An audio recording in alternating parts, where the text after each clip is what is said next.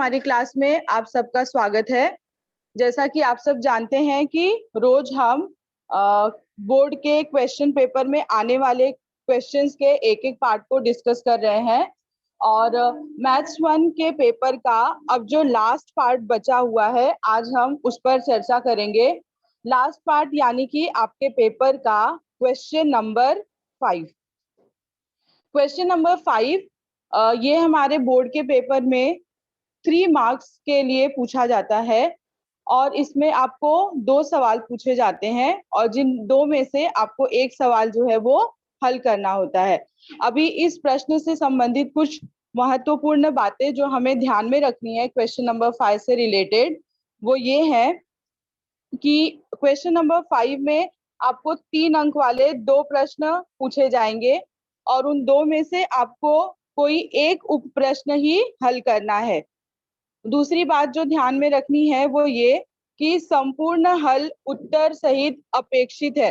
कहने का मतलब है कि आप सवाल को हल करते समय कोई भी शॉर्टकट नहीं लेंगे या किसी भी स्टेप को मिस नहीं करेंगे। हमें क्वेश्चन में क्या दिया गया है, क्या ज्ञात करना है, वहां से लेकर हर एक फॉर्मूला, उसमें किस तरह से मान रखना है, कैसे उस सवाल को हल करना है, सारे स्टेप्स जो है वो करने हैं। कोई भी स्टेप मिस नहीं करना है क्योंकि 3 मार्क का क्वेश्चन है तो मार्क्स का डिस्ट्रीब्यूशन कैसे होगा, किस स्टेप को हाफ मार्क्स दिया जाएगा ये हमें नहीं पता है, तो इसलिए सारे स्टेप्स को करना जरूरी है। नेक्स्ट उसके बाद है प्रश्न मुक्तोत्तरी स्वरूप के हो सकते हैं। कहने का मतलब है कि जो भी क्वेश्चन आपको दिया गया होगा, हो सकता है कि उस क्वेश्चन का हल हम एक से अधिक तरीके से निकाल सकते हैं, एक से अधिक फॉर्मूले का इस्तेमाल करके निकाल सकते हैं। तो प्रश्न पढ़ने के बाद उससे संबंधित जो भी सूत्र, जो भी मेथड या तरीका आपके दिमाग में आए उस समय, आप उसका इस्तेमाल करके प्रश्नों को हल कर सकते हो।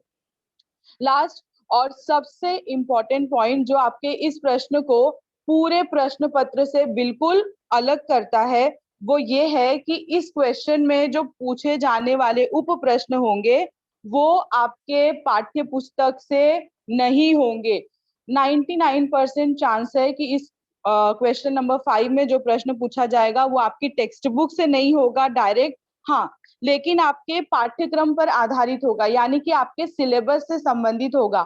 आपने अपने सिलेबस में जो जो बातें सीखी हैं, जो जो फॉर्मूले सीखे हैं, जो जो टॉपिक सीखे हैं, उससे रिलेटेड ही होगा, उससे संबंधित ही होगा, लेकिन एकदम आपके टेक्स्ट बुक का क्वेश्चन नहीं होगा। इसमें प्रश्न पूछने का तरीका अलग होगा, थोड़ा सा घुमाकर प्रश्नों को पूछा गया होगा।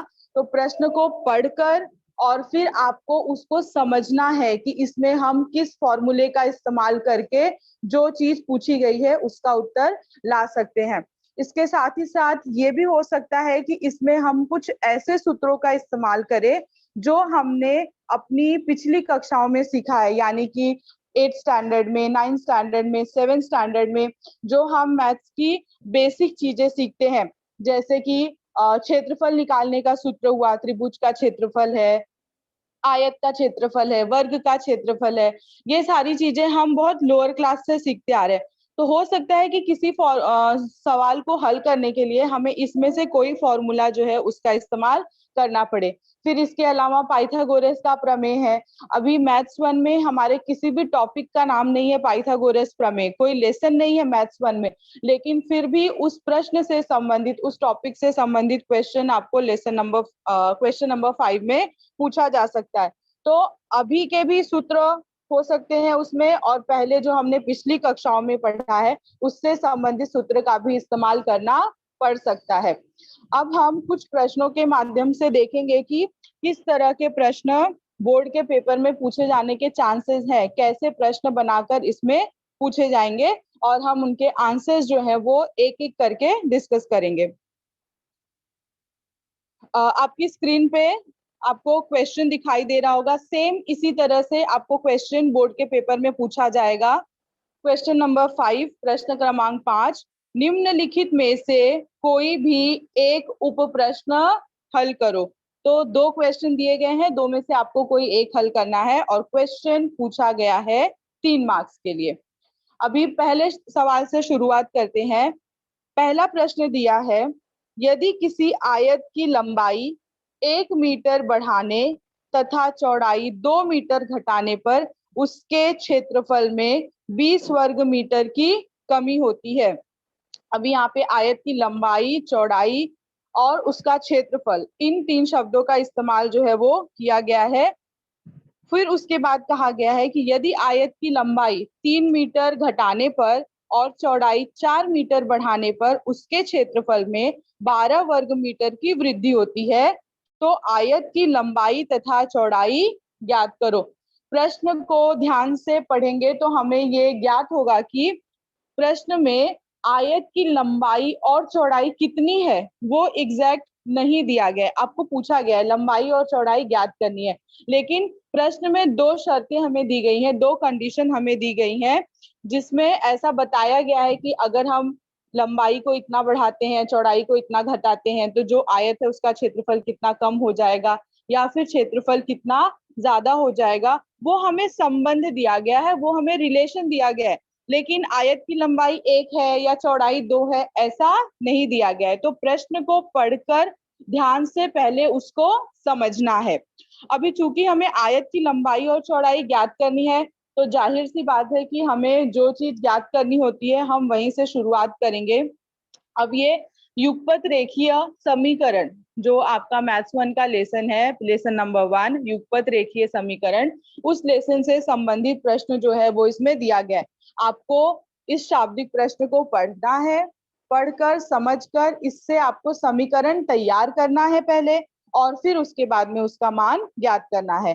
तो चूंकि यहाँ पे लंबाई और चौड़ाई 2 चीजें दी गई हैं, 2 पैरामीटर्स दिए गए हैं, तो हम दोनों में से एक को x मानेंगे और दूसरे को y मानेंगे। तो माना कि आयत की लंबाई जो है वो x मीटर है और चौड़ाई जो है वो y मीटर है। आपको स्क्रीन पर आंसर जो है, हल जो है उसका सॉल्यूशन दिख रहा होगा। अभी यहाँ पर मैंने वास्तविक शब्द का इस्तेमाल किया है, आयत की वास्तविक लंबाई, वो इसलिए क्योंकि आपको प्रश्न में कई बार लंबाई और चौड़ाई बदल कर दिया गया है, तो वो दिया गया है और जो हमें ज्ञात करना है उसमें हमें अंतर पता चले, हम कंफ्यूज ना हो जाए, इसलिए हमें वास्तविक शब्द का इस्तेमाल करना। वास्तविक यानी कि समझने की भाषा में आप ऐसे बोल सकते हो कि असली, जो मेन वाला है, जो असली वाला है आयत, उसकी लंबाई चौड़ाई कितनी होगी। तो लंबाई को मैंने x माना है और चौड़ाई को मैंने y माना है।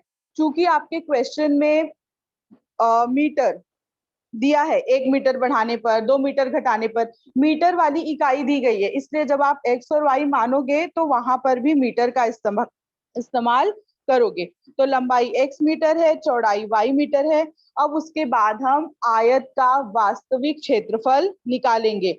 अब आयत के क्षेत्रफल का सूत्र हमने 10th स्टैंडर्ड में नहीं सीखा है, पर ये हमने अपनी पिछली कक्षा में बहुत पहले सीखा है, तो उसका इस्तेमाल हम यहाँ पर करेंगे। प्रश्न में क्षेत्रफल शब्द दिया गया है, तो उसका मतलब है कि क्षेत्रफल के सूत्र का उपयोग हमें करना होगा। तो आयत का क्षेत्रफल, उसका सूत्र होता है लंबाई गुणे चौड़ाई, तो x गुणे y, तो x y लिखेंगे और लिखेंगे वर्ग मीटर। जब हम क्षेत्रफल निकालते हैं तो क्षेत्रफल में आपकी जो भी इकाई होती है उसका वर्ग हो जाता है, वर्ग मीटर, वर्ग सेंटीमीटर। तो अभी यहाँ पर मीटर दिया गया है तो इसलिए हम वर्ग मीटर लिखेंगे। अब इसके बाद आपके प्रश्न में जो 2 कंडीशंस दी गई हैं, जो 2 शर्तें दी गई हैं कि लंबाई को बढ़ाया गया है, चौड़ाई को कम किया गया है, तब क्षेत्रफल कितना आएगा, तो हमें उन 2 शर्तों का इस्तेमाल करके और इस आयत के क्षेत्रफल एक्स वाई का इस्तेमाल करके समीकरण जो है वो तैयार करना है। अभी प्रश्न में दिया गया है कि लंबाई को 1 मीटर बढ़ाना है और चौड़ाई को 2 मीटर घटाना है। तो पहले लंबाई x थी, अब उसको 1 से बढ़ा रहे हैं तो x + 1 मीटर हो जाएगा। पहले चौड़ाई y थी, अब उसमें से 2 मीटर घटा रहे हैं तो चौड़ाई हो जाएगा y - 2। अब पहली शर्त से कहा गया है कि जब लंबाई 1 बढ़ाया गया, चौड़ाई 2 घटाया गया, तब आयत का क्षेत्रफल 20 कम हो जाएगा। तो हम आयत के क्षेत्रफल का सूत्र लगाएंगे। पहली शर्त से जो मैंने लिखा है उसमें आप समीकरण को देखेंगे, जो लेफ्ट साइड में लिखा है वहां पर लिखा है x + 1 × y - 2, यानी कि ये लंबाई और चौड़ाई जो हमको नई वाली मिली है अभी, उस लंबाई और चौड़ाई का गुणा करना है। तो क्षेत्रफल मिलेगा, तो बराबर करके क्षेत्रफल लिखा है एक्स वाई, हमने ऊपर निकाला है तो एक्स वाई क्षेत्रफल है। और मैंने यहाँ पे लिखा है -20। अब ये -20 इसलिए लिखा गया है क्योंकि प्रश्न में कहा गया है कि जब आप लंबाई को 1 बढ़ाओगे, चौड़ाई को 2 घटाओगे, तो क्षेत्रफल जो है उसमें 20 की कमी आएगी, क्षेत्रफल 20 कम हो जाएगा। तो इसलिए जो पहले वाला क्षेत्रफल एक्स वाई था उसमें से 20 को मैंने माइनस किया है। ठीक, तो इस तरह से हमें जो है वो पहली कंडीशन जो है वो मिल जाएगी। अब इसके बाद हमें इस समीकरण को हल करना है जैसे हम नॉर्मली करते हैं। x+1 और y-2 दोनों ब्रैकेट का गुणा करना है। गुणा करने के बाद जो भी चीजें कैंसिल हो सकती है, अभी यहाँ पर एक्स वाई लेफ्ट साइड में भी आया है, एक्स वाई राइट साइड में भी आया है, तो दोनों कैंसिल हो जाएगा। और उसके बाद आप स्टेप्स को अरेंज करोगे। युगपत रेखीय समीकरण बनाना है तो एक्स वाई को लेफ्ट हैंड साइड लिखेंगे और नंबर को राइट हैंड साइड लिखेंगे। तो हम उस समीकरण को अपने अरेंज करेंगे, उसको सही तरीके से लिखेंगे। सही तरीके से लिखने के बाद आपको उत्तर मिलेगा 2x माइनस वाई बराबर 18। ये हो जाएगा हमारा समीकरण नंबर 1। अब उसके बाद हम अगली शर्त पर जाएंगे। अगली शर्त में दिया गया है कि आयत की लंबाई 3 मीटर घटाना है और चौड़ाई को 4 मीटर बढ़ाना है। तो अब नई लंबाई कैसे मिलेगी? 3 मीटर घटाना है तो x में से 3 को घटाएंगे, x-3 हो जाएगा। और चौड़ाई को 4 मीटर बढ़ाना है तो y+4, जो हमारी चौड़ाई y थी उसमें 4 को जोड़ देंगे तो y+4 मीटर हो जाएगा। अब दूसरी शर्त आपके क्वेश्चन में दी गई है कि जब आप लंबाई को 3 मीटर घटाओगे, चौड़ाई को 4 मीटर बढ़ाओगे, तो क्षेत्रफल जो है वो पहले से 12 अधिक हो जाएगा। तो पहले हम लेफ्ट साइड में x-3 इंटू y+4 लिखेंगे, लंबाई गुणे चौड़ाई जो हमको नया वाला मिला है वो क्षेत्रफल निकालने के लिए। और राइट साइड में मैंने लिखा है xy+12, वो इसलिए क्योंकि एक्स वाई जो था वो पहले वाला क्षेत्रफल, अभी ये एडजस्टमेंट करने से क्षेत्रफल में 12 की बढ़ोतरी हो रही है, क्षेत्रफल 12 बढ़ रहा है, तो xy+12 लिखा है मैंने। अब फिर इसको पिछले समीकरण की तरह ही हल करना है, ब्रैकेट को हल करना है, जो पद कैंसिल हो सकते हैं उसको कैंसिल करना है, और उसके बाद x और y को अरेंज करना है, x y को लेफ्ट हैंड साइड और नंबर को राइट हैंड साइड। अरेंजमेंट करने के बाद हमें समीकरण मिलेगा 4x माइनस 3y बराबर 24। अब ये पिछली स्लाइड पे हमें जो मिला था वो है समीकरण नंबर 1, 2x माइनस वाई बराबर 18। और अभी हमको मिला समीकरण नंबर 2, 4x माइनस 3y बराबर 24। अब हमें दो युगपत रेखीय समीकरण मिल गए। अब यहाँ से हमें पता है कि समीकरण को हल कैसे करते हैं। दो समीकरण है तो x और y दोनों में से किसी एक चरांक को आपको समान बनाना है, उसके बाद में उसको जोड़कर या घटाकर आपको प्रश्न को हल करना है। तो पहले वाले में सिर्फ y दिख रहा था और दूसरे वाले में 3y है, तो हम पहले समीकरण को 3 से गुणा कर देंगे तो दोनों में 3y हो जाएगा। और उसके बाद में समीकरण 2 में से 3 को घटाएंगे, हल करेंगे तो आपको चरांक का मान जो है वो मिल जाएगा। अभी हम इन स्टेप्स को डिटेल में डिस्कस नहीं करेंगे, या आपको ऑलरेडी पता है कि कैसे हल करते हैं, तो ताकि हम आगे और अलग अलग प्रकार के प्रश्न जो है वो देख सकें। तो आप सभी लोग इसका स्क्रीनशॉट लेकर रखोगे और इन क्वेश्चंस को घर पर पूरा हल करने की कोशिश जो है वो करो। हल करने पर आपको x का मान मिलेगा 15। और अब ये x का मान जो आपके पास समीकरण है, समीकरण नंबर 1, समीकरण नंबर 2, समीकरण नंबर 3, उसमें से किसी भी एक समीकरण में x की जगह पर रखोगे और हल करके y का मान जो है वो निकाल सकते हो। तो यहाँ पर मैंने समीकरण नंबर 1 में रखा है, तो 2x माइनस वाई था तो x की जगह पर 15 रखा है, 2 इंटू 15 माइनस वाई बराबर 18 हल करना है। हल करने पे आपको मिलेगा 12। तो x का भी मान मिल गया, y का भी मान मिल गया। अब इसके बाद हमें इस प्रश्न का उत्तर लिखना है। प्रश्न में पूछा गया था कि लंबाई और चौड़ाई कितनी होगी, तो उत्तर आपको लिखना है कि आयत की वास्तविक लंबाई 15 मीटर तथा उसकी चौड़ाई 12 मीटर होगी। तो यहाँ पे इस प्रश्न में अगर आप इसको समझने की कोशिश करोगे तो कहीं पर भी प्रश्न में लिखा नहीं गया है कि युगपत रेखीय समीकरण हल करो या दो चरांक वाले युगपत रेखीय समीकरण बनाओ, पर हमें प्रश्न को पढ़कर समझना है कि हमें इस प्रकार का समीकरण बनाना है और फिर उस समीकरण को इस तरीके से हमें हल करना है। अभी आपको जो मैंने एकदम स्टार्टिंग में दिखाया था क्वेश्चन नंबर 5 में, क्या आपको ध्यान में रखना है, उसमें लिखा था मुक्तोत्तरी। तो उसका मतलब मैंने आपको बताया था कि उसका उत्तर लिखने का एक से अधिक तरीका हो सकता है। अभी वो वैसा इसलिए कहा गया है क्योंकि अब जैसे देखो यहाँ पर हमें युगपत रेखीय समीकरण मिल गए। जब दो समीकरण हमने बना लिए तो समीकरण को हल करने के बहुत तरीके हैं। ये जो मैंने हल किया है ये एक तरीका है।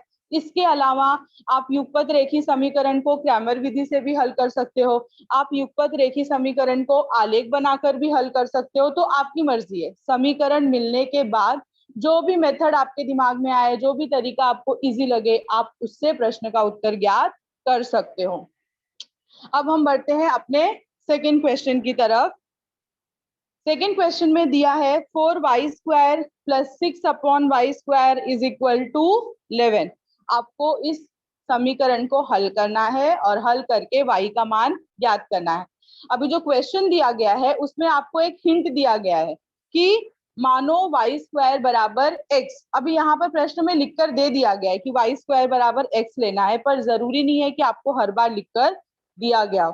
तो जब अगर लिखकर नहीं दिया गया होगा तो भी आपको प्रश्न को देखकर समझना है कि इस तरह का प्रश्न होगा तो हमें उसको इस तरह से बदलना है।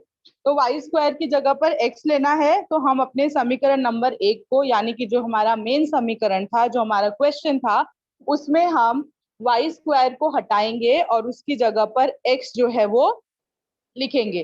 तो माना वाई स्क्वायर बराबर एक्स और समीकरण 1 में वाई स्क्वायर बराबर एक्स रखने पर, अब जब आप वाई स्क्वायर बराबर एक्स रखोगे तो हमको क्या मिलेगा, समीकरण 1 की जगह पर 4x, वाई स्क्वायर हट जाएगा, वाई स्क्वायर की जगह पर ही x लिखा जाएगा। तो 4x plus 6 upon X is equal to 11।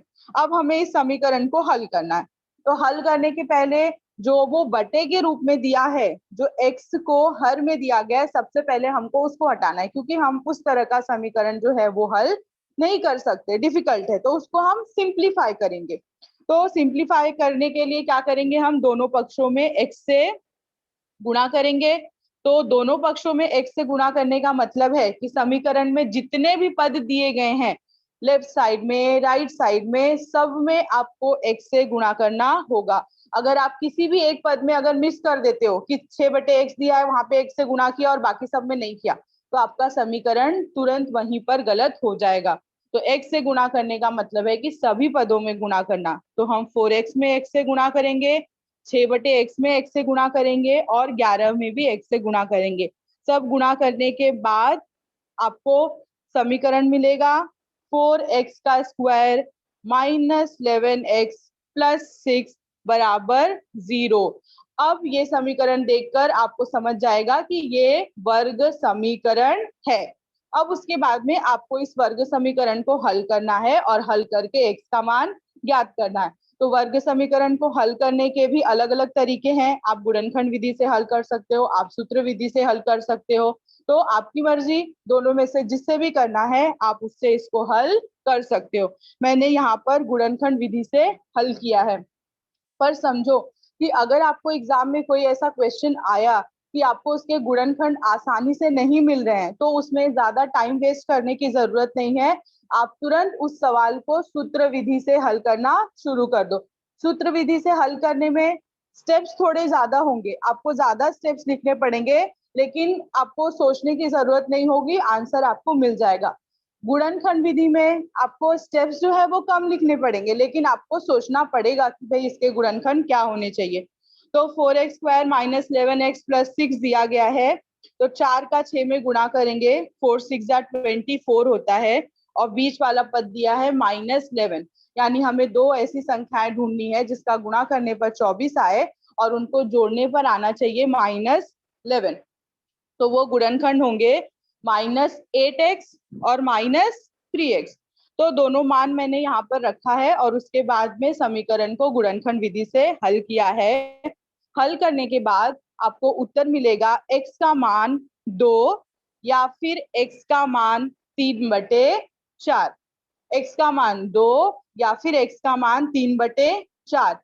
अभी कभी कभी ऐसा होता है कि कुछ बच्चे जल्दबाजी में बस यहाँ तक ही सवाल हल करते हैं और लिख देते हैं कि उत्तर 2 या 3/4 होगा, लेकिन ये गलत है।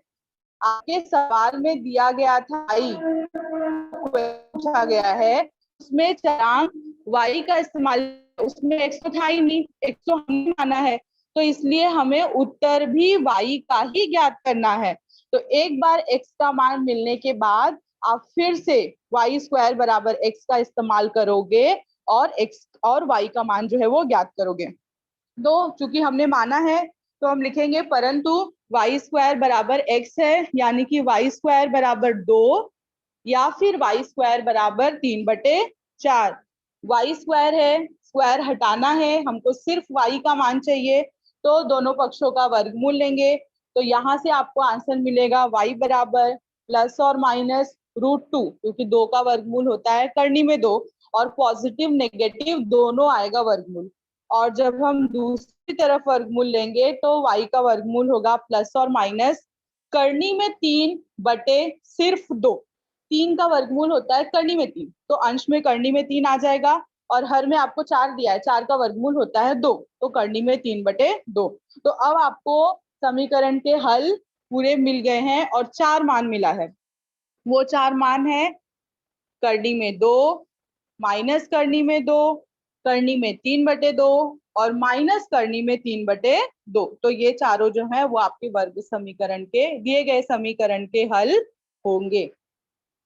नेक्स्ट, अभी अगला क्वेश्चन जो हम डिस्कस करने वाले हैं वो है, यदि उसके बाद निश्चय का चिन्ह दिया है 2(1 - yx = 16 तथा 3y 2x = 3, तो इन निश्चयकों से युगपत समीकरणों की रचना करो तथा उन्हें हल करो। अभी यहाँ पर ये प्रश्न थोड़ा सा आसान है। आसान इसलिए है क्योंकि आपको प्रश्न में दिया गया है कि आपको निश्चयक से पहले समीकरण, युगपत रेखीय समीकरण बनाना है और फिर उन्हें हल करना है। लेकिन ऐसा भी हो सकता है कि आपको एग्जाम में सिर्फ दोनों निश्चयक दे दिया जाए और कहा जाए कि इनको हल करो, तो भी वहां पर आपको समझ जाना, जब आप हल करने की शुरुआत करोगे तो आपको ऑटोमेटिकली वहां पर समीकरण जो है वो मिलेंगे और उस समीकरण को आपको हल करना होगा। तो निश्चय को हल करना सबको आता है, बहुत आसान है। निश्चय को हल करने का क्वेश्चन 1 या 2 मार्क्स के लिए पूछा जाता है। अभी यहाँ पे 2-2 निश्चय दिए गए हैं और खास बात यह है कि दोनों भी निश्चयकों में चरांक दिए गए हैं, x और y।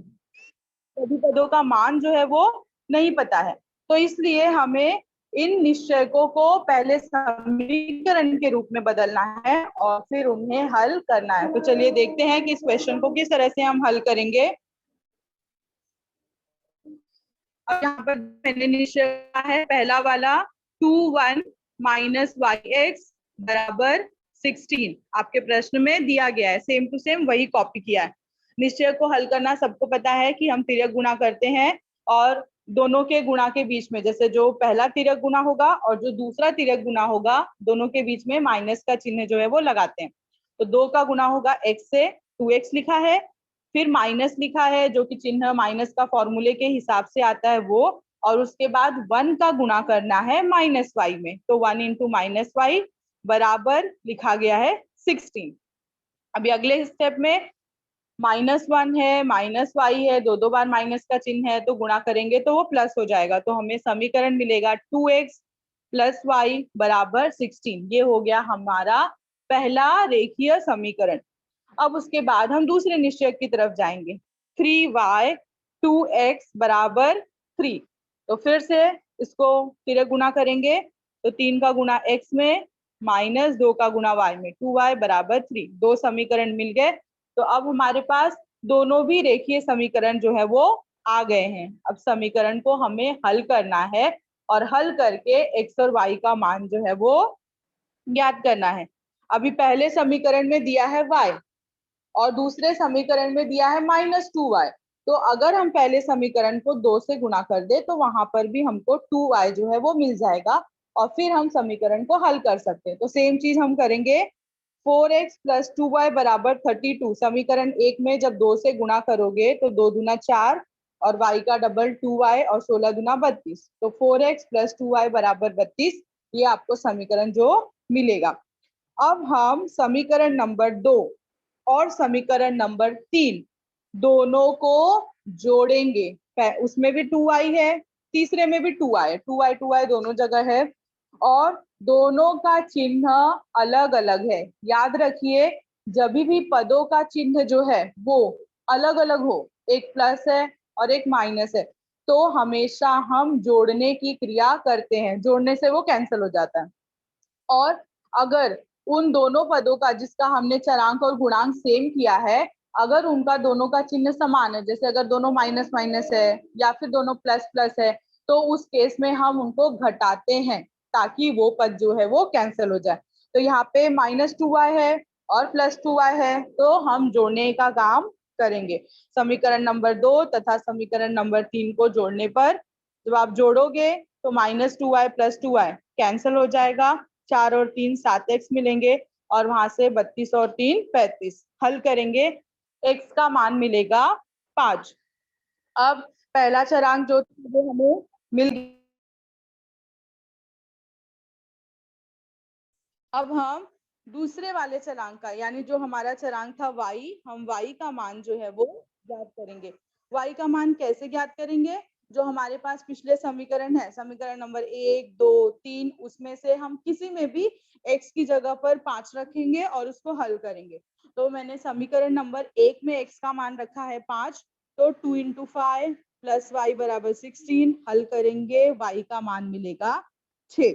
तो हमने क्या क्या किया इस सवाल में? इसमें सबसे पहले जो हमें दो निश्चयक दिए गए थे, हमने दोनों निश्चयकों को हल करके दो युगपत रेखीय समीकरण बनाए और उसके बाद हमने उन रेखीय समीकरणों को हल करके चरांक x और y का मान जो है वो ज्ञात किया। तो इतना करने पर आपके क्वेश्चन का सॉल्यूशन जो है वो पूरा हो जाएगा। तो x का मान है 5 और y का मान है 6। तो देखिए, क्वेश्चन में कहीं पर भी नहीं लिखा गया था कि आप क्रैमर विधि का उपयोग करिए, ठीक, लेकिन प्रश्न में करना आपको वही है। क्रैमर विधि का जो स्टार्टिंग का स्टेप है, निश्चय या निश्चय का जो मान ज्ञात करने का हम तरीका इस्तेमाल करते हैं, वो हमको करना है। और फिर उसके साथ ही साथ सिर्फ क्रैमर विधि का नहीं, आपको फिर युगपत रेखीय समीकरण मिल गया, तो उस युगपत रेखीय समीकरण को हल करने के लिए हमने लेसन नंबर 1 की टेक्निक का इस्तेमाल किया। तो इस तरह से क्वेश्चन नंबर 5 में जो प्रश्न पूछे जाएंगे उसमें एक से अधिक फॉर्मूले का समावेश होगा। वो पता चला 2 फॉर्मूले लगे हैं तो वो दोनों अलग अलग लेसन के हो सकते हैं या पिछले किसी साल के हो सकते हैं।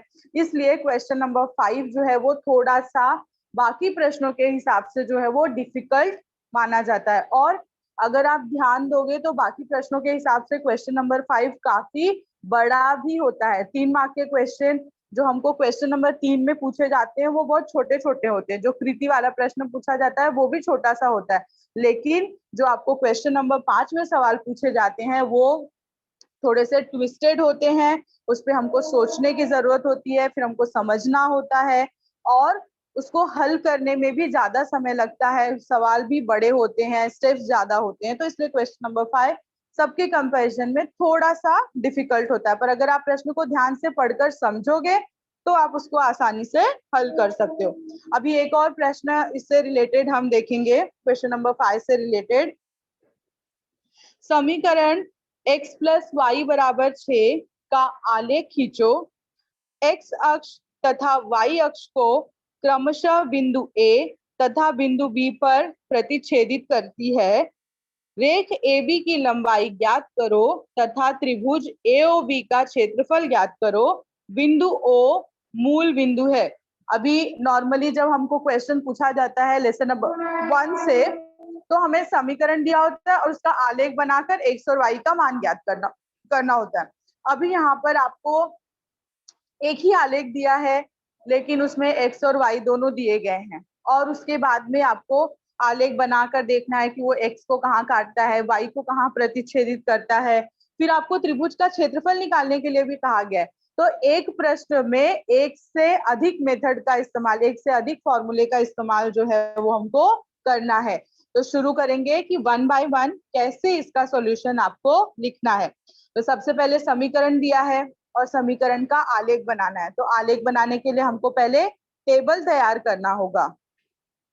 तो x प्लस वाई बराबर 6 है। आपको टेबल बनाना है जिसमें आपको x का निर्देशांक, y अक्ष का निर्देशांक और x, y तीनों लिखना है।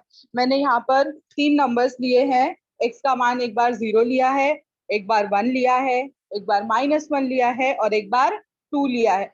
अभी ये आपके ऊपर है, आप x का मान कुछ भी ले सकते हो, लेकिन मैंने अपनी पिछली कक्षा में ही डिस्कस किया था और आपको बताया था कि जब भी आप आलेख बनाने के लिए टेबल बना रहे हो तो हमेशा एक संख्या धनात्मक लो, एक संख्या ऋणात्मक लो और एक बार शून्य लो। कम से कम तीनों तरह के एक एक नंबर होने चाहिए। 0 होना चाहिए, पॉजिटिव होना चाहिए, नेगेटिव होना चाहिए। उसके बाद में आप 3 के बाद 4, 5 पॉइंट अगर आपके पास समय है तो ले सकते हो, नहीं है तो आप 3 पॉइंट से भी अपना ग्राफ बना सकते हो, लेकिन तीनों पॉइंट 3 तरह का हो, प्लस वाला हो, माइनस वाला हो और 0 हो। अब यहाँ पर मैंने सॉल्यूशन नहीं दिखाया है, y का मान निकालकर डायरेक्ट निर्देशांक लिखे हैं। तो 0,6, 1,5, -1,7 और 2,4। अब हमारा टेबल रेडी हो गया। तो अब अगला स्टेप है कि हमको ग्राफ बनाना है, क्योंकि जब हम ग्राफ बनाएंगे तभी पता चलेगा कि कहाँ कहाँ प्रतिच्छेदन हो रहा है, त्रिभुज कहाँ पर मिल रहा है।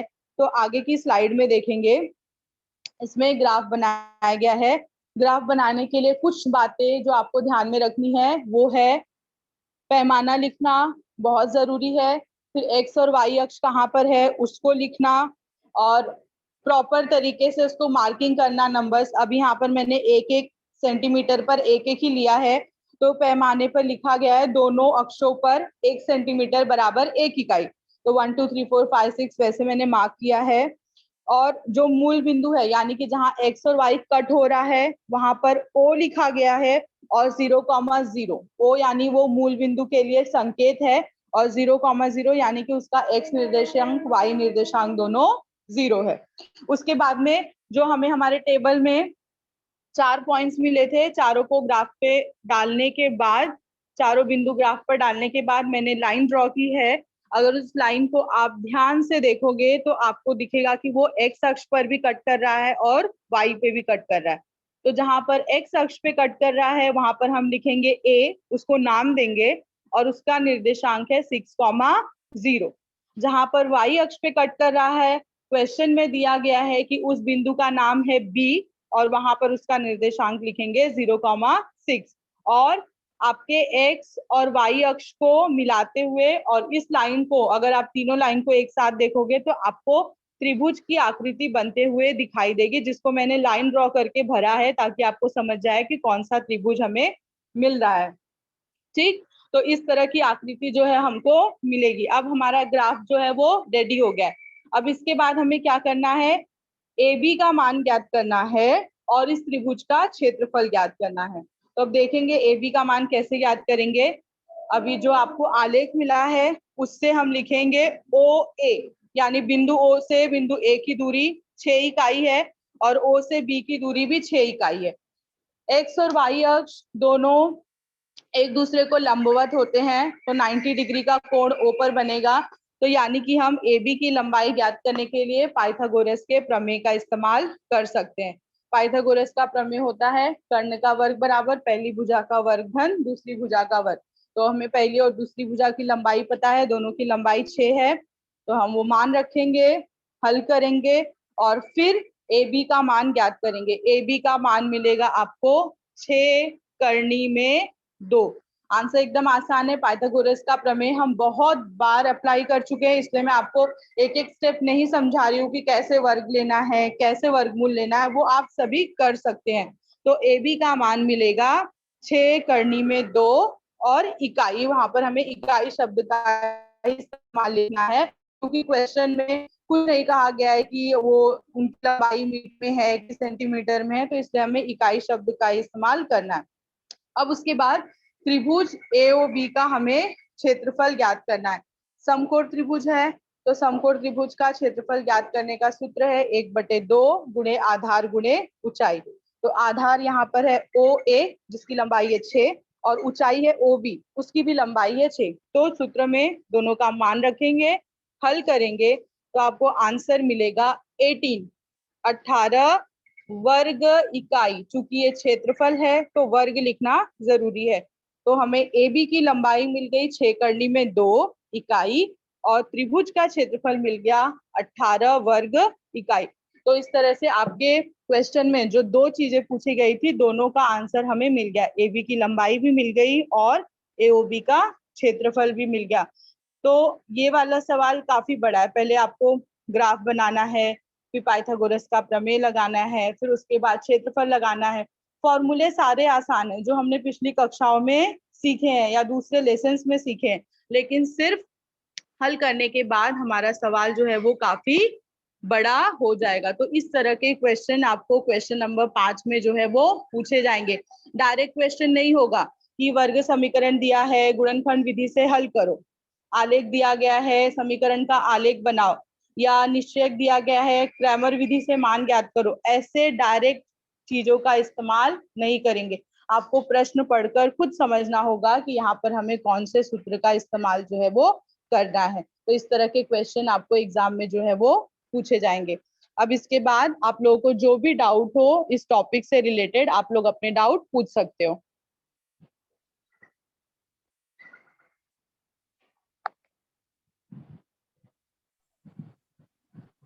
हाँ बच्चों, इस टॉपिक से संबंधित आपका जो भी क्वेश्चन है आप लोग पूछ सकते हो। हाँ मैडम, अपना माइक ऑन कीजिए। मैडम अपना माइक ऑन कीजिए। मैडम अपना माइक ऑन कीजिए।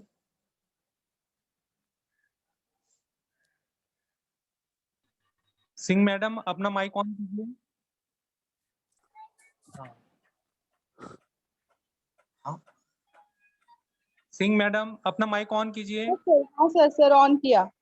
ओके। हाँ बच्चों, आपके जो भी क्वेश्चन है आप लोग मैडम से पूछ सकते हो। अपना माइक ऑन करो और क्वेश्चन पूछो, ठीक है। जिनको क्वेश्चन पूछना है वही अपना माइक ऑन करो, बाकी सब अपना माइक बंद कर रखो।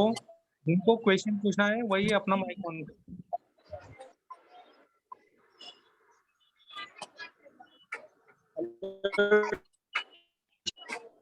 आप पूछो बेटा।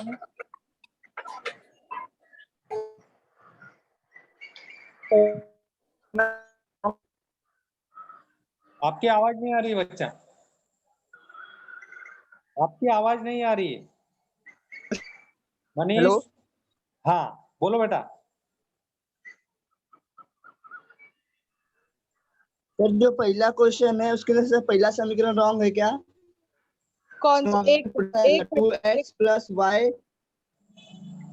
रुको रुको, मैं स्क्रीन पे दिखा रही हूँ फिर आप बताओ। हाँ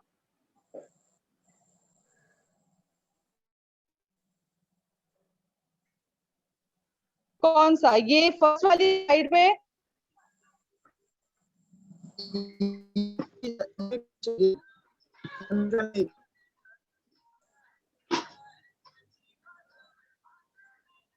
हाँ बेटा बोलो, क्या डाउट है आपको समीकरण 1 में?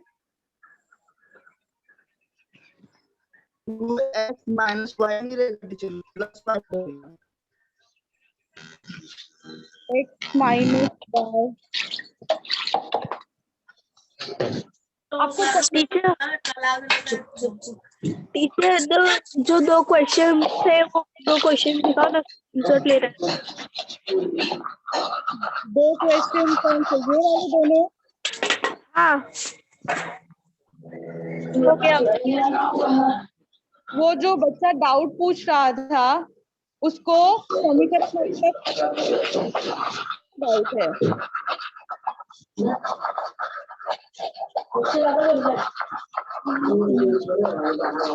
सब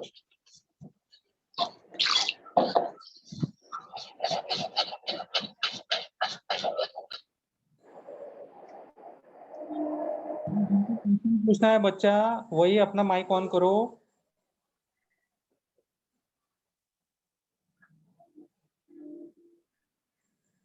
इस टॉपिक से संबंधित अगर कोई क्वेश्चन है बच्चों तो वो आप लोग पूछ सकते हो। अपना माइक ऑन करो और पूछो। अच्छा, गुड मॉर्निंग टीचर, ये वाला मिस बताइए ना फिर से। ये वाला, अच्छा ठीक है बताती हूँ। देखो, आपको क्वेश्चन में कहा गया है कि कोई आयत है, उसकी लंबाई आपको 1 मीटर बढ़ानी है और चौड़ाई 2 मीटर घटानी है, तो उसके क्षेत्रफल में 20 वर्ग मीटर की कमी होती है। ना आपको लंबाई बताया गया है, ना आपको चौड़ाई बताया गया है, ना आपको क्षेत्रफल बताया गया है, लेकिन कहा गया है कि अगर लंबाई को इतना बढ़ाएंगे, चौड़ाई को इतना घटाएंगे, तो क्षेत्रफल इतना कम हो जाएगा। ठीक उसी तरह से एक और कंडीशन दी है कि अगर लंबाई को हम 3 मीटर बढ़ाते हैं, चौड़ाई घटाते हैं, चौड़ाई को 4 मीटर बढ़ाते हैं, तो उसके क्षेत्रफल में 12 वर्ग मीटर की वृद्धि होती है, यानी 12 वर्ग मीटर बढ़ जाएगा। तो आयत की लंबाई तथा चौड़ाई ज्ञात करो। 2 पैरामीटर्स हमें ज्ञात करने हैं, आयत की लंबाई और आयत की चौड़ाई। तो दोनों के लिए हम चरांकों का इस्तेमाल करेंगे। माना आयत की वास्तविक लंबाई x मीटर तथा उसकी चौड़ाई y मीटर है। ठीक है, हम x और y अपने मन से मानेंगे। उसके बाद क्षेत्रफल शब्द का इस्तेमाल किया गया है क्वेश्चन में, तो जाहिर सी बात है कि उसका इस्तेमाल करके ही हम अपने समीकरण को बनाएंगे। तो अगर लंबाई x है और चौड़ाई y है, तो उसका क्षेत्रफल होगा लंबाई गुणे चौड़ाई, तो x गुणे y, वो xy वर्ग मीटर उसका क्षेत्रफल हो गया। ये तो इतनी चीजें हमें खुद से करनी है। अब इसके बाद क्वेश्चन में जो कंडीशन दी गई है, जो शर्तें दी गई है, उन शर्तों का इस्तेमाल करते हुए हमें समीकरण बनाना है। तो सबसे पहले शर्त ये दी गई है कि लंबाई को 1 मीटर बढ़ाना है, चौड़ाई को 2 मीटर घटाना है। तो लंबाई हमारी x थी, उसको 1 मीटर बढ़ाना है, तो वो x+1 हो जाएगा, नई लंबाई हो जाएगी x+1। और चौड़ाई को 2 मीटर घटाना है, तो पहले चौड़ाई y थी, तो अब वो हो जाएगी y-2, क्योंकि हम 2 घटा रहे हैं, 2 कम कर रहे हैं। अब फिर से हम क्षेत्रफल के सूत्र का इस्तेमाल करेंगे। यहाँ पर क्षेत्रफल का सूत्र होता है लंबाई गुणे चौड़ाई। तो लंबाई हमको मिली है x+1, अब पूरा x+1 लंबाई की जगह पर आएगा, और चौड़ाई हमको मिली है y-2। तो अगर आप समीकरण के लेफ्ट हैंड साइड पे यानी कि बाएं पक्ष पे ध्यान दोगे, तो मैंने वहां पर लिखा है ब्रैकेट में x+1 इंटू दूसरे ब्रैकेट में y-2। तो पहले ब्रैकेट में जो है वो है लंबाई, और दूसरे ब्रैकेट में जो है वो चौड़ाई। लंबाई और चौड़ाई का गुणा करना है, वो लेफ्ट साइड में लिखना है। और दाएं पक्ष में मैंने लिखा है xy-20। अब ये xy-20 मैंने क्यों लिखा है, क्योंकि जब हमने ऊपर कैलकुलेशन किया था तो आयत का क्षेत्रफल आया था xy, लेकिन यहाँ पे कहा गया है कि जब आप लंबाई और चौड़ाई में चेंजेस करोगे, उसको बढ़ाओगे घटाओगे, तो क्षेत्रफल जो है वो 20 कम हो जाएगा। तो इसलिए हमने क्षेत्रफल में से 20 घटा दिया है। जो हमको क्षेत्रफल xy मिला था उसमें से 20 को माइनस कर दिया गया है। तो ये आपका मेन समीकरण होगा। अब इसको हमको सिंप्लीफाई करना है। जब सिंप्लीफाई करेंगे तो x+1 और y-2 उसका गुणा करेंगे, x का गुणा करेंगे y से, x का गुणा करेंगे -2 से, फिर 1 का गुणा करेंगे y से, 1 का गुणा करेंगे -2 से। तो हल करने के बाद हमको जो भी पद मिलेंगे, अब उसको हमें उसमें से देखना है कि कुछ कैंसिल हो सकता है क्या। तो xy बाएं तरफ भी आया है, xy दाएं तरफ भी आया है, तो xy कैंसिल हो जाएगा। बाकी के जितने पद आपको मिलेंगे, जो रह जाएंगे, उनको हमें अरेंज करना है और समीकरण बनाना है। तो हमेशा हम रेखीय समीकरण में x और y को बाएं तरफ लिखते हैं और नंबर को दाएं तरफ लिखते हैं। तो सेम वही चीज आपको यहाँ पर भी करनी है। तो आपको मिलेगा -2x प्लस y बराबर -18। अभी यहाँ पे जो माइनस का चिन्ह दिया है, अगर आप पूरे समीकरण को या समीकरण के दोनों पक्षों को माइनस से गुणा करोगे तो माइनस का चिन्ह हट जाएगा, चिन्ह बदल जाएगा। तो इसके लिए अगले वाले स्टेप में मैंने उसको चेंज करके लिखा है। जो प्लस था उसको माइनस लिखा है, जो माइनस था उसको प्लस लिखा है, क्योंकि मैं दोनों पक्षों में माइनस के चिन्ह से -1 से गुणा कर रही हूँ। तो 2x माइनस y बराबर 18, ये हो जाएगा हमारा समीकरण नंबर 1।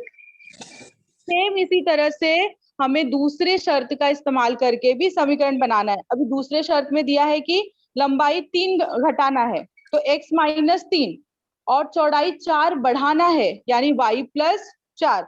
उसके बाद फिर से क्षेत्रफल का सूत्र जो है वो लगेगा, तो x minus 3 into Y plus 4, लंबाई गुणे चौड़ाई हो गया। और दाएं पक्ष में मैंने लिखा है एक्स वाई प्लस 12। यहाँ पर 12 मैंने जोड़ा है क्योंकि उन्होंने कहा है कि जब आप लंबाई को 3 घटाओगे, चौड़ाई को 4 बढ़ाओगे तो क्षेत्रफल में 12 की वृद्धि होगी। तो जो हमारा क्षेत्रफल एक्स वाई था उसमें 12 को जोड़ देंगे और फिर सेम तरीके से हल करेंगे तो आपको दूसरा युगपत रेखीय समीकरण मिलेगा। और उसके बाद में हमें दोनों रेखीय समीकरणों को हल करना है, जैसा हम लेसन नंबर 1 में करते हैं वैसे ही सेम आपको हल करके x और y का मान जो है वो ज्ञात करना है। ठीक है,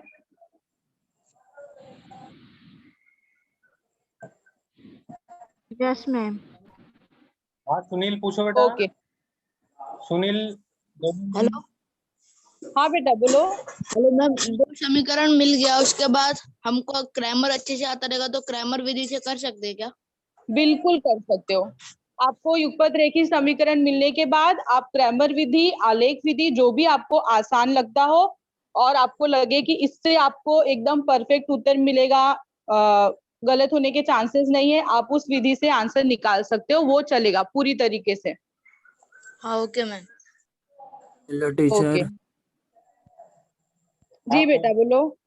टीचर वो दूसरा वाला बताइए ना, मेरा नेटवर्क नहीं था ना तो बरोबर नहीं समझ में आया। दूसरा मतलब थोड़ा सा क्वेश्चन का हिंट दो, कौन सा वाला दूसरा क्वेश्चन? सर टीचर इसका ही दूसरा ये वाला 4y, हल करो। ये वाला। हाँ हाँ टीचर, हाँ यही। ठीक है, ठीक है। आपको समीकरण दिया है और ब्रैकेट में आपको संकेत लिखकर दिया गया है कि मानो वाई स्क्वायर बराबर एक्स। तो हमें इस संकेत का इस्तेमाल करते हुए आगे बढ़ना है और समीकरण को हल करना है। तो 4y square plus 6 upon Y square बराबर 11, ये हमारा मेन समीकरण था। अब इसमें हम वाई स्क्वायर की जगह पर जहां जहां पर भी वाई स्क्वायर दिया है वहां वहां पर एक्स लिखेंगे क्योंकि वो आपको क्वेश्चन में संकेत दिया गया है। तो जब आप वाई स्क्वायर की जगह पर x लिखोगे तो आपका समीकरण कुछ ऐसा दिखेगा, 4x प्लस 6 अपॉन एक्स बराबर 11। इसमें हमने कुछ भी कैलकुलेशन नहीं किया है, सिर्फ मैंने वाई स्क्वायर को हटा दिया है और उसकी जगह पर x को लिख दिया है। अब उसके बाद अब हमें समीकरण को हल करना है। यहाँ पर बटे के रूप में दिया है 6/x, तो हमें x हर में नहीं चाहिए, हमको उसको सिंप्लीफाई करना है।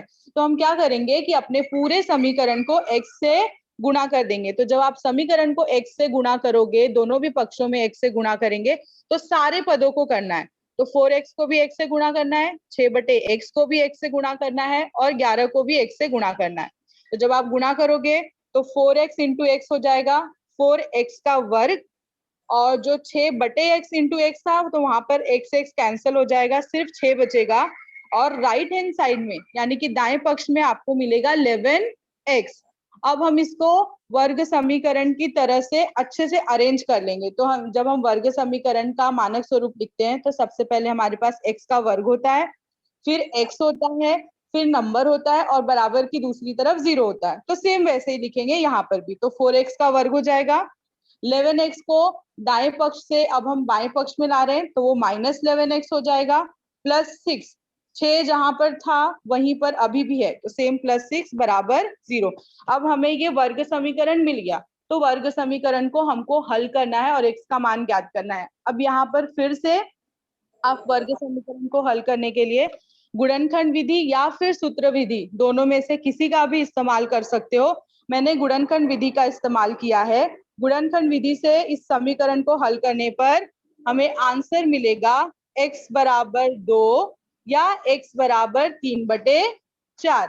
अब x का मान तो मिल गया, लेकिन हमारे सवाल में y दिया गया था, x वहां पर दिया ही नहीं गया था, तो हमें y का मान निकालना है। तो इसलिए मैंने यहाँ पर लिखा है परंतु वाई स्क्वायर बराबर एक्स, यानी कि वाई स्क्वायर बराबर 2 या फिर वाई स्क्वायर बराबर 3/4। अब इसके बाद हमें दोनों पक्षों का वर्गमूल लेना है। जब आप वर्गमूल लोगे तो एक बार y का मान मिलेगा प्लस माइनस करनी में 2, और जब दूसरे वाले मान के लिए वर्गमूल लोगे तब आपको y का मान मिलेगा प्लस माइनस करनी में 3/2। तो इस तरह से आपको y के 4 मान जो है वो मिल जाएंगे, करनी में 2, माइनस करनी में 2, करनी में 3/2 और माइनस करनी में 3/2। ठीक है, हाँ टीचर। ओके, और कोई क्वेश्चन? टीचर वाई स्क्वायर बराबर 2 कैसे आया? हमने क्वेश्चन में दिया गया था ना कि वाई स्क्वायर बराबर एक्स है और एक्स का मान हमको क्या मिला, यहाँ पर 2 मिला, तो हम लिख सकते हैं ना वाई स्क्वायर बराबर 2, क्योंकि एक्स का मान 2 है।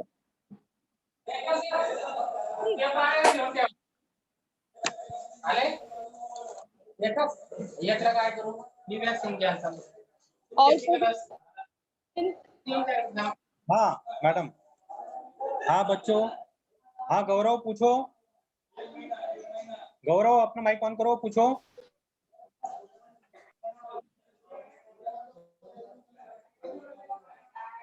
हाँ बच्चों, और किसी को कुछ पूछना है क्वेश्चन?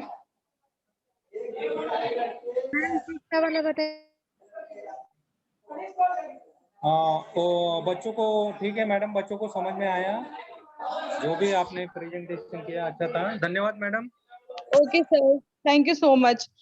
मैं लास्ट वाली होमवर्क की स्लाइड स्क्रीन पे दिखा रही हूँ, सभी बच्चे उसका स्क्रीनशॉट ले लेंगे और होमवर्क पूरा करेंगे, उसके बाद फिर हम अपना सेशन जो है वो बंद करेंगे।